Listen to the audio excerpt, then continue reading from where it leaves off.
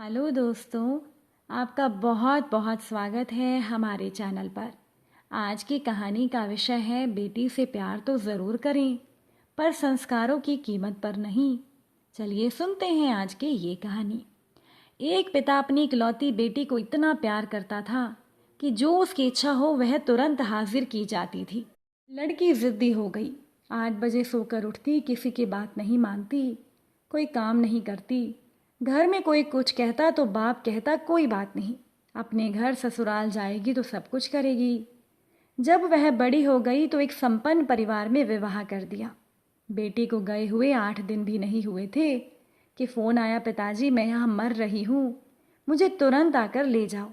पिता हैरान कि 8 दिन में क्या हो गया, लेकिन बेटी के प्यार ने उसे मजबूर कर दिया और वह बेटी को लेने पहुँच गया।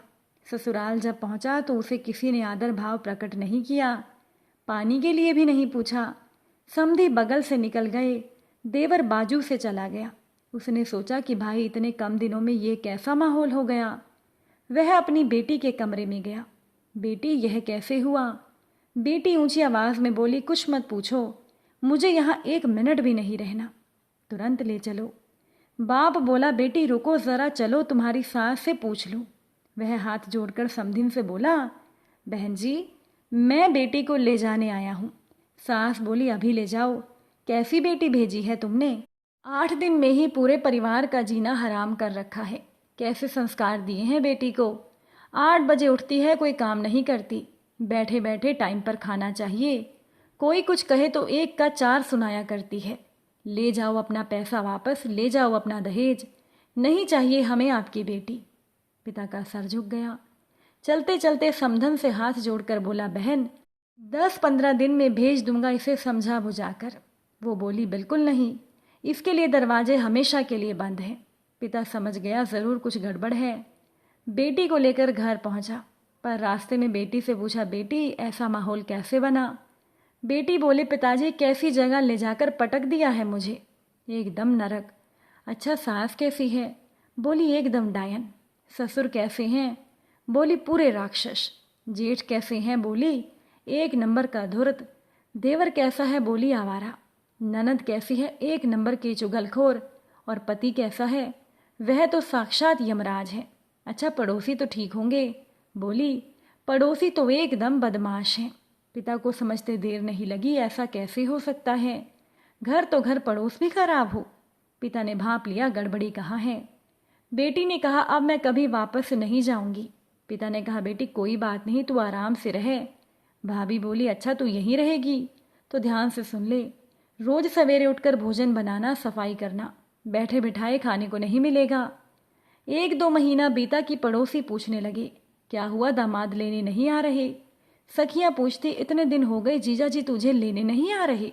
अब बेटी जहाँ कहीं शादी समारोह में जाती तो सब पूछते, ससुराल क्यों नहीं जा रही?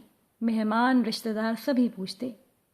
एक दिन बेटी उदास अकेली बैठी थी। पिता बोला, क्या बात है, किस बात की कमी है? बेटी बोली, क्या करूं, ससुराल नरक है और पीहर में लोग जीने नहीं देते, मैं तो कहीं आ जा भी नहीं सकती, हर तरफ ताने मिलते हैं। पिता ने कहा, बेटी मैं भी तेरे साथ हो रहे व्यवहार से चिंतित हूँ। देख नगर में एक पहुंचे हुए संत आए हैं, मैंने उनसे तेरी समस्या की चर्चा की। उन्होंने मुझे एक मंत्र दिया है, बताया है 6 महीने का जाप है। बेटी बोली, पर पिताजी मुझसे जाप नहीं होगा। पिता बोला, कोई बात नहीं बेटा, जाप मैं कर लूँगा, साधना तुम कर लेना, फिर ससुराल तेरी मुट्ठी में। बेटी बोली, क्या करना होगा मुझे? पिता ने कहा, बेटी यह साधना तुझे ससुराल में रहकर ही करनी होगी, मैं यहाँ से मंत्र जपता रहूँगा। बेटी तैयार हो गई ससुराल जाने को। जब ससुराल बाप बेटी पहुंचे तो बहू को देखते ही ससुराल वाले बोले, तू फिर आ गई हमारा सुख चैन छीनने। बेटी पिता की ओर देखती है तो पिता इशारा करता है, बेटी साधना। बेटी अपने कमरे में जाती है।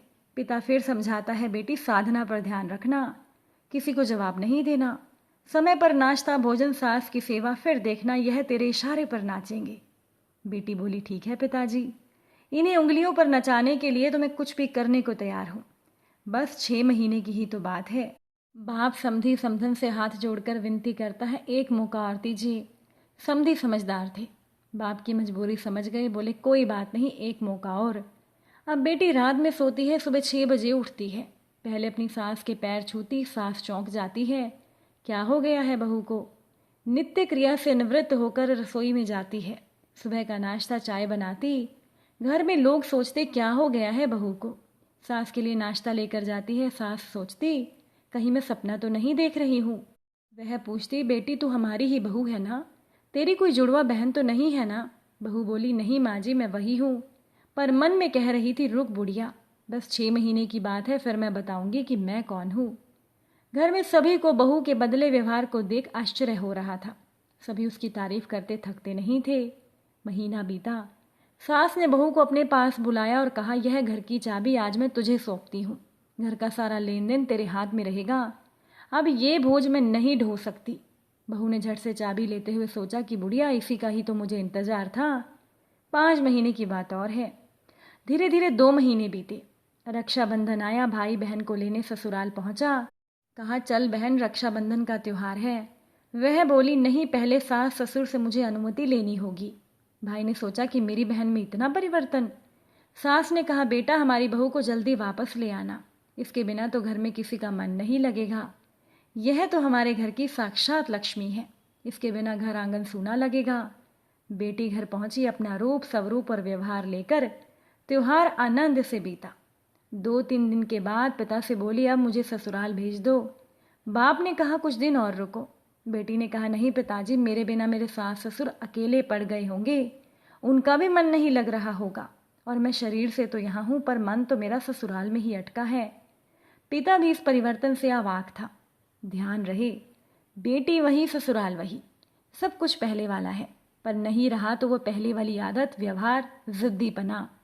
अपनी औलाद के अंदर पारिवारिक संस्कार जरूर डालें, जिससे छोटे बड़े का कर्तव्य और फर्ज तथा परिवार के प्रति सच्ची श्रद्धा, निष्ठा, प्यार दुलार और पारदर्शिता बनी रहे, जिससे परिवार खुशहाल रहे। अगर आज की ये कहानी आपको अच्छी लगी हो, वीडियो को लाइक शेयर ज़रूर कीजिएगा। चैनल पर नए हैं तो सब्सक्राइब भी कीजिएगा।